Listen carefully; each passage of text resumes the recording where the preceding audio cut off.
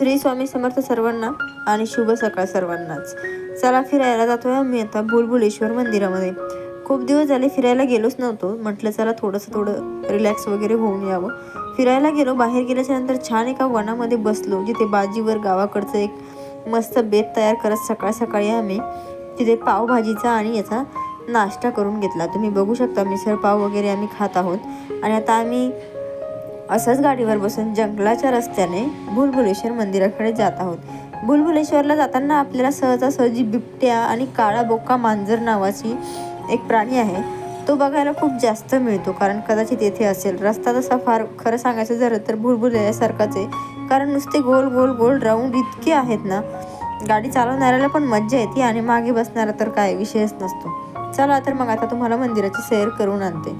हे मुख्य हे आहे, शिवलिंग आहे, जिथून आपल्याला वरती जावंसं लागतंय. आमच्या महाशयांना कधी लवकरच पळण्याची घाई असती. माझ्या अगोदर वरती जाऊन त्यांना मंदिर बघायचं होतं म्हणून ते गेलेत. बघू शकता. आम्ही आता मागून जाते, तुम्हाला दाखवते. मंदिर जे आहे ना, ते एकदम जुन्या काळातलं आहे, म्हणजे 1300च्या काळातलं. शिवाजी महाराजांनी आपल्यासाठीच हे सर्व मंदिरं वाचवून ठेवण्यासाठी ज्या लढाया केलेल्या आहेत, त्या आपण इथे गेल्याच्या नंतर अनुभवू शकतो कदाचित. मंदिराची खासियत म्हणजे या मंदिरामध्ये लेण्या तर खूपच आहेत आणि खूप छान आहे. प्रत्येक लेणी ही तुटलेली आहे, कारण त्यावेळी काहीतरी लढाई झालेली असावी बहुतेक. आणि मंदिराची अजून एक खासियत तुमच्यासोबत शेअर करते, ते म्हणजे मंदिरामध्ये असणारा नंदी. सहजाशी आपण नंदीची जे तोंडाची दिशा असते ती महादेवाकडे बघायला मिळते, पण या नंदीची जी दिशा आहे ती थोडी अशी क्रॉसमध्ये आहे, महादेवाकडे नाही आहे. तुम्हाला बघू शकता तुम्ही व्हिडिओमध्ये.